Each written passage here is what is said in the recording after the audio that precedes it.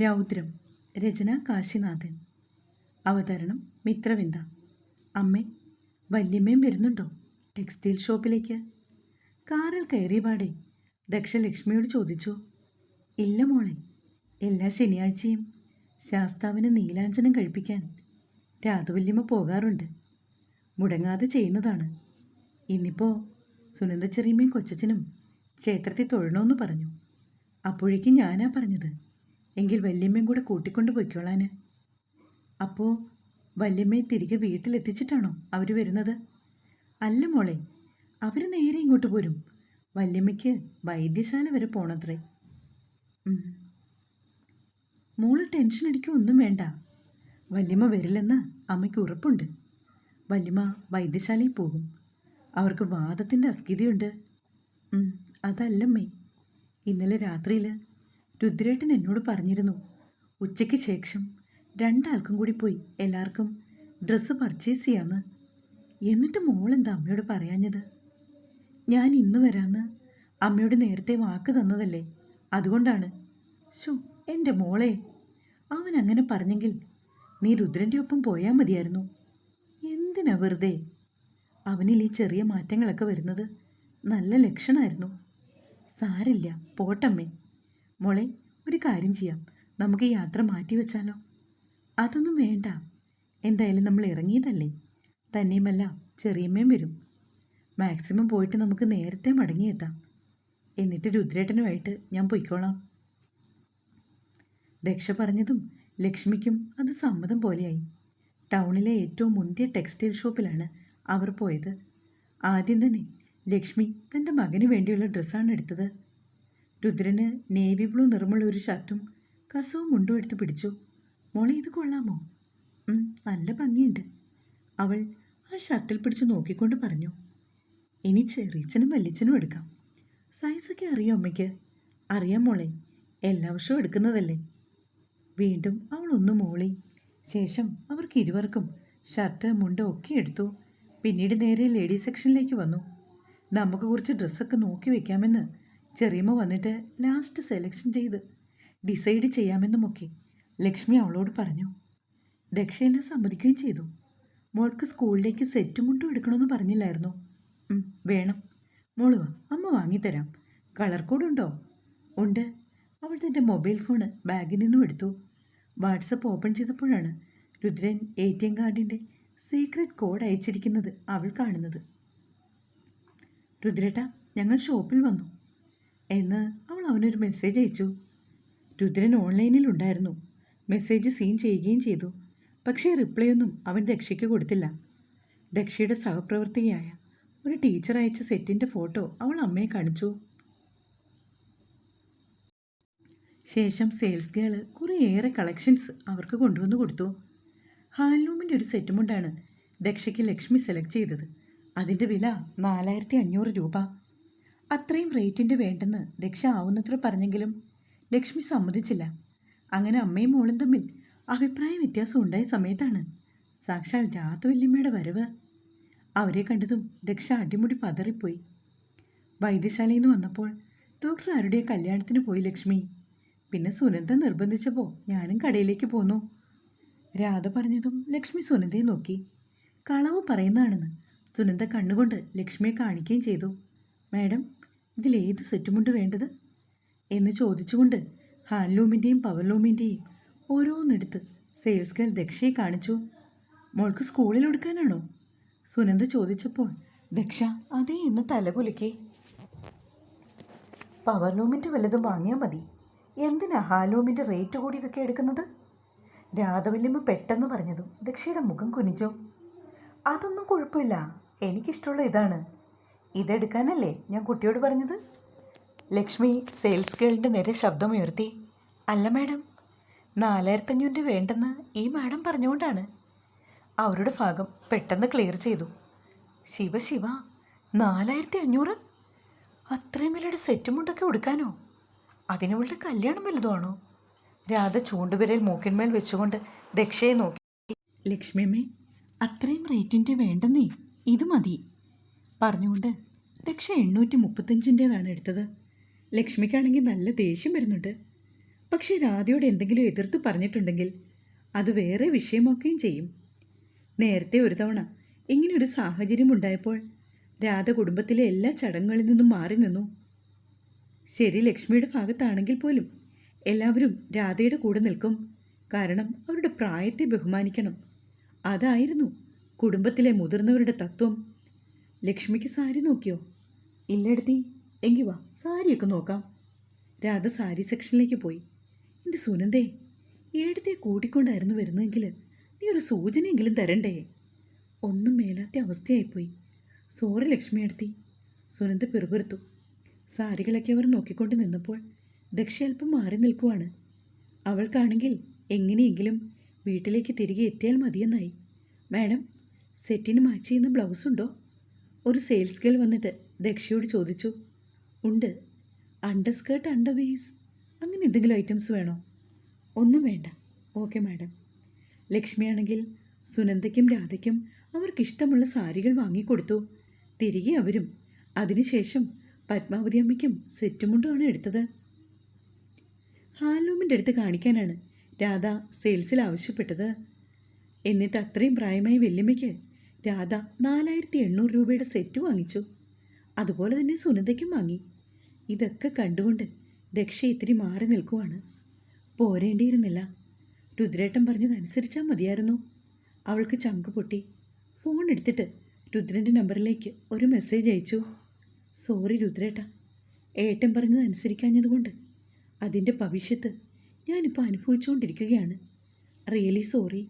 ദക്ഷയുടെ ആ മെസ്സേജും രുദ്രൻ കണ്ടു. അവൻ അപ്പോഴും യാതൊരു റിപ്ലൈയും കൊടുത്തില്ല. മോളെ, സുനന്ദ വിളിച്ചപ്പോൾ ദക്ഷ അവരുടെ അടുത്തേക്ക് ചെന്നു. മോൾക്ക് സൽവാറല്ലേ നോക്കേണ്ടത്? ഇപ്പോൾ വേണ്ട. അതെന്താ? അത് എനിക്കിത് മതി, സെറ്റ്. സുനന്ദ എന്തോ പറയാൻ തുടങ്ങിയതും ദക്ഷയുടെ സ്കൂളിലെ ടീച്ചേഴ്സ് അങ്ങോട്ട് വന്നതും ഒരുമിച്ചാണ്. ടീച്ചറെ, ഹേമ ടീച്ചർ വിളിക്കുന്ന ശബ്ദം കേട്ട് ദക്ഷ തിരിഞ്ഞു നോക്കി. ദക്ഷയുടെ സഹപ്രവർത്തകരായ ഹേമ ടീച്ചറും സതീമാടവുമൊക്കെ. സത്യത്തിൽ അവൾക്ക് ആശ്വാസമായിരുന്നു. അവരോടൊപ്പം ഡ്രസ്സ് എടുക്കാൻ ദക്ഷയും നിന്നു. ലക്ഷ്മിയമ്മയും ചെറിയമ്മയൊക്കെ വിളിച്ചിട്ട് ദക്ഷ ചെന്നില്ല. വല്യമ്മ ഓരോ കുത്തിത്തിരിപ്പ് പറഞ്ഞത് അവൾക്ക് ശരിക്കും സങ്കടമായിരുന്നു. ദക്ഷയ്ക്കുള്ളത് സുനന്ദയും ലക്ഷ്മിയും കൂടിയാണ് എടുത്തത്. അവളോട് അഭിപ്രായം ചോദിക്കാൻ ചെന്നപ്പോൾ ദക്ഷ മറുപടിയൊന്നും പറഞ്ഞില്ല. തനിക്കിപ്പോൾ വേണ്ടെന്നാണ് അവൾ പറഞ്ഞതും. പിന്നീട് അവർ അവരുടെ ഇഷ്ടം നോക്കിയെടുത്തു. ദക്ഷ, നമുക്ക് പോയാലോ മോളെ? ഷോപ്പിംഗ് എല്ലാം കഴിഞ്ഞ് ലക്ഷ്മി വന്നിട്ട് അവളോട് ചോദിച്ചു. പോകാം അമ്മേ. എല്ലാം എടുത്തു കഴിഞ്ഞോ? കഴിഞ്ഞു മോളെ. ചെറിയമ്മ ബില്ല് പേ ചെയ്യാൻ പോയിട്ടുണ്ട്. ഹേമ ടീച്ചറോട് യാത്ര പറഞ്ഞിട്ട് ദക്ഷ ടെക്സ്റ്റൈൽ ഷോപ്പിൽ നിന്നും ഇറങ്ങി. ലക്ഷ്മിക്കാണെങ്കിൽ നല്ല സങ്കടമുണ്ട്. ദക്ഷയുടെ മുഖത്തേക്ക് നോക്കുവാൻ പോലും അവർക്ക് വിഷമമാണ്. വീട്ടിലെത്തിയ ശേഷം ദക്ഷ മുറിയിൽ കയറി ചെന്നപ്പോൾ രുദ്രൻ ആരെയോ ഫോൺ ചെയ്തുകൊണ്ടിരിക്കുകയാണ്. ദക്ഷ അവളുടെ സെറ്റും കൊണ്ട് കൊണ്ടുവന്ന് മേശയിൽ വെച്ചിട്ട് ഡ്രസ് മാറാൻ പോയി. ഒന്ന് മേല് കഴുകി ഇറങ്ങി വന്നപ്പോൾ രുദ്രൻ ഫോൺ സംഭാഷണം അവസാനിപ്പിച്ചു. വല്യമ്മയുണ്ടായിരുന്നു ഞങ്ങളോടൊപ്പം. ദക്ഷ പറഞ്ഞെങ്കിലും രുദ്രൻ അത് മൈൻഡ് ചെയ്തില്ല. രുദ്രേട്ടൻ പറഞ്ഞതനുസരിക്കാഞ്ഞതിൻ്റെ ശിക്ഷ എനിക്ക് നല്ലോണം കിട്ടി. പോകേണ്ടിയിരുന്നില്ല. സോറി കേട്ടോ. അവൾ വീണ്ടും ക്ഷമാപണം നടത്തി. അപ്പോഴും രുദ്രൻ അവളെ നോക്കിയതേയില്ല. എന്നോട് ദേഷ്യമാണോ? സോറി ഏട്ടാ. ദക്ഷ പ്ലീസ്, ദയവ് ചെയ്തൊന്നും മിണ്ടാതിരിക്കുക. അവൻ ശബ്ദമുയർത്തിയതും പെണ്ണിൻ്റെ മിഴികളിൽ നനവ് പടർന്നു. പിന്നീട് അവൾ ഒന്നും മിണ്ടാനും പോയില്ല. അപ്പോഴേക്കും ലക്ഷ്മിയും സുനന്ദയും കൂടി മുറിയിലേക്ക് വന്നു. വല്യമ്മ ഉണ്ടായിരുന്നു മോനെ. ഈ കുട്ടിക്ക് നന്നായിട്ട് മേടിക്കാൻ പറ്റിയില്ല. അറിയാലോ വല്യമ്മയുടെ സ്വഭാവം. ലക്ഷ്മി തൻ്റെ കയ്യിലിരുന്ന കവർ രുദ്രന് കൊടുത്തു. അമ്മ ഓണക്കോടി വാങ്ങിയോ? സുനന്ദയും ലക്ഷ്മിയുമൊക്കെ അവർ വാങ്ങിയ ഓണക്കോടി കൊടുത്തു. ഇട്ട് നോക്കിയിട്ട് പാകായില്ലെങ്കിൽ മാറ്റി വാങ്ങാമെന്ന് പറഞ്ഞു. ആ നോക്കാം. അവൻ തലകുലുക്കി. മോളെ, ഇത് സ്റ്റിച്ച് ചെയ്യാൻ കൊടുക്കുക കേട്ടോ. സുനന്ദ അവർ വാങ്ങിയ സൽവാറും ദക്ഷയ്ക്ക് കൊടുത്തു. ചെറിയമ്മയുടെ ദേഷ്യമുണ്ടോ മോളെ? ഏയ്, അതൊന്നും സാരമില്ല. ദക്ഷ പുഞ്ചിരിക്കാൻ ശ്രമിച്ചു. എൻ്റെ മോനെ, ഞാൻ ഈ കുട്ടിക്ക് നല്ലൊരു സെറ്റും കൊണ്ടെടുത്ത് വെച്ചതാണ്. വല്യമ്മ അത് സമ്മതിച്ചില്ല. ഹാൻഡ്ലൂമിൻ്റെ തുണിത്തരങ്ങൾക്ക് റേറ്റ് കൂടുതലാണല്ലോ. 5000 രൂപയുടെ സെറ്റൊന്നും വാങ്ങേണ്ട കാര്യമില്ലമ്മേ. ഓണം സെലിബ്രേഷൻ ഒരൊറ്റ ദിവസത്തേക്കല്ലേ. അതിനൊടുക്കാനായിട്ട് എന്തിനാ നമ്മൾ ഇത്രയും കാശ് കളയുന്നത്? ഇതൊക്കെ ധാരാളം മതി. ദക്ഷ പറഞ്ഞു. എന്നിട്ട് എൻ്റെ അമ്മയ്ക്ക് വാങ്ങിയത് മോള് കണ്ടില്ലേ? പോട്ടെ, ഇനി അതിനെക്കുറിച്ചൊന്നും നമുക്ക് സംസാരിക്കണ്ട. ഞാൻ വന്നത് തന്നെ തെറ്റായിപ്പോയി. അതുകൊണ്ട് വല്യമ്മ അങ്ങനെയൊക്കെ സംസാരിച്ചത്. ഏട്ടാ, നമുക്ക് ഡ്രസ്സ് എടുക്കാൻ പോയിട്ട് വന്നാലോ? അവർ രണ്ടുപേരും മുറിയിൽ നിന്ന് ഇറങ്ങിപ്പോയ ശേഷം ദക്ഷ രുദ്രനെ നോക്കി ചോദിച്ചു. കുറച്ചു മുന്നേ നിന്നോട് ഞാനൊരു കാര്യം പറഞ്ഞിരുന്നു. ഒരക്ഷരം മിണ്ടാതെ അവിടെ ഇരുന്നോണം കേട്ടോ. രുദ്രൻ പിന്നെ അലറി. ദക്ഷ തൻ്റെ ബാഗിൽ നിന്നും ATM കാർഡ് എടുത്തുകൊണ്ട് വന്ന് അവന് തിരിച്ചു കൊടുത്തു. ഇത്തിരി നേരം കഴിഞ്ഞതും രുദ്രൻ രാജേട്ടനെ ഫോൺ വിളിച്ചിട്ട് ഒരു വണ്ടിയുമായി വരാൻ ആവശ്യപ്പെട്ടു. ശേഷം അവൻ പുറത്തേക്ക് പോകാൻ തയ്യാറായി. രുദ്രേട്ടാ, ഞാനും കൂടി വരട്ടെ? നിന്റെ സഹായം തൽക്കാലം എനിക്ക് ആവശ്യമില്ല. ഞാൻ പറയുന്നതനുസരിക്കാത്തവൾ എൻ്റെ കൂടെ വരികയും വേണ്ട. രുദ്രൻ ഇറങ്ങിപ്പോയതും ദക്ഷയുടെ മിഴികൾ പെയ്തിറങ്ങി. മോളെ, പെട്ടെന്നായിരുന്നു ലക്ഷ്മിയമ്മ വിളിക്കുന്നത് അവൾ കേട്ടത്. കണ്ണ് തുടച്ചുകൊണ്ട് അവൾ താഴേക്ക് ഇറങ്ങിച്ചെന്നു. രുദ്രൻ ഒറ്റയ്ക്കാണ് പോകുന്നത്, നീ കൂടി ചെല്ലും മോളെ. അപ്പോഴേക്കും പുറത്ത് വണ്ടി സ്റ്റാർട്ടാവുന്ന ശബ്ദം അവൾ കേട്ടു. ഏട്ടൻ ഒറ്റയ്ക്ക് പൊയ്ക്കോളാമെന്ന് പറഞ്ഞതമ്മേ, വേറെന്തൊക്കെയോ ആവശ്യങ്ങളുണ്ട്. എന്നാലും മോളോടൊപ്പം പോകാനിരുന്നതല്ലേ അവൻ. ഞാനിതൊന്നും അറിഞ്ഞതുപോലുമല്ല. ലക്ഷ്മിക്ക് ആകെ സങ്കടം. ഈ സമയത്ത് ജാനകിയാണെങ്കിൽ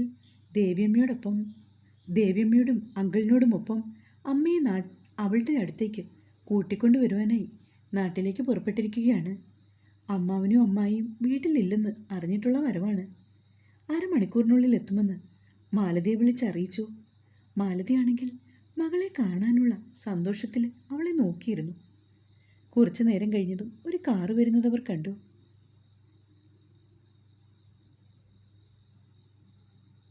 നിറഞ്ഞ സന്തോഷത്തോടെ അവർ മുറ്റത്തേക്ക് ഓടി.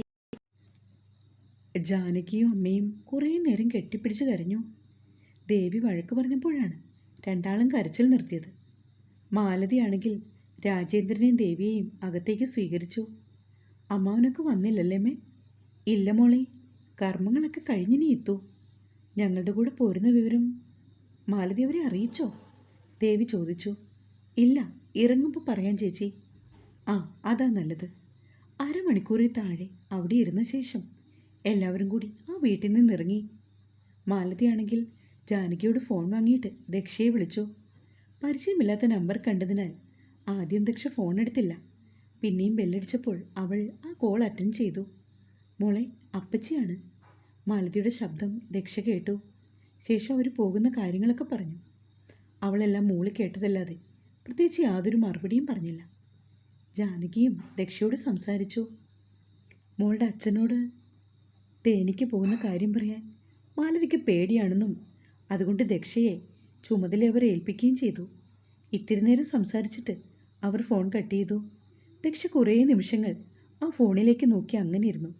സത്യം പറഞ്ഞാൽ അവൾക്കൊന്നുറക്കെ കരയണമെന്നുണ്ടായിരുന്നു. ജാനകിക്ക് വേണ്ടിയാണ് തൻ്റെ ജീവിതം ഇങ്ങനെയായി തീർന്നത്. ഒടുവിൽ അവൾ രക്ഷപ്പെട്ടു പോയി. അവളുടെ അമ്മയും രക്ഷപ്പെടുത്തി. താൻ മാത്രം ഇങ്ങനെ. വാതിൽ തുറക്കുന്ന ശബ്ദം കേട്ട് ദക്ഷ നോക്കിയതും രുദ്രൻ കയറി വരുന്നുണ്ട്. തൻ്റെ കയ്യിലിരുന്ന കവർ അവൻ അവളുടെ നേർക്ക് നീട്ടി. ഇതാ, ഓണം സെലിബ്രേഷന് പോകുമ്പോൾ നീ ഇത് ഉടുത്താൽ മതി. തികഞ്ഞ ഗൗരവത്തിൽ പറഞ്ഞുകൊണ്ട് അവൻ ദക്ഷയുടെ കയ്യിലേക്ക് കവർ വെച്ചു. ദക്ഷ തുറന്നു നോക്കിയതും പീക്കോക്ക് ബ്ലൂ നിറവും സ്വർണ്ണ കസവും ചേർന്ന് ഒരു അതിമനോഹരമായ സെറ്റ്, ഒപ്പം സിൽക്കിൻ്റെ തുണി കൊണ്ടുള്ള ബ്ലൗസും. ദക്ഷ രുദ്രനെ നോക്കി. ഇഷ്ടപ്പെട്ടില്ലെങ്കിൽ മാറ്റി വാങ്ങിക്കോ, ഇതാ ബെല്ല്. അവൻ ബില്ല് മോളുടെ കയ്യിൽ കൊടുത്തു. ദക്ഷ നോക്കിയതും ആ സെറ്റിൻ്റെ വില 16,600 രൂപ. യോ, ഇത്ര വിലയോ? ഏട്ടാ, എനിക്കിത് വേണ്ട, ദക്ഷ ഉച്ചത്തിൽ പറഞ്ഞുപോയി. നിന്റെ കുടുംബത്തിൽ നിന്ന് കൊണ്ടുവന്ന കാശെടുത്തല്ല ഞാനിത് വാങ്ങിയത്. മര്യാദയ്ക്ക് ഇത് ഉടുത്തുകൊണ്ട് പോയാൽ മതി. വല്യമ്മയുടെ ഇഷ്ടപ്രകാരം വാങ്ങിയ സെറ്റ് അവർക്ക് തന്നെ തിരിച്ചു കൊടുത്തോണം, വൈകുന്നേരം അവരിവിടെ വരുമ്പോൾ. അവൻ പറഞ്ഞു നിർത്തി. തുടരും.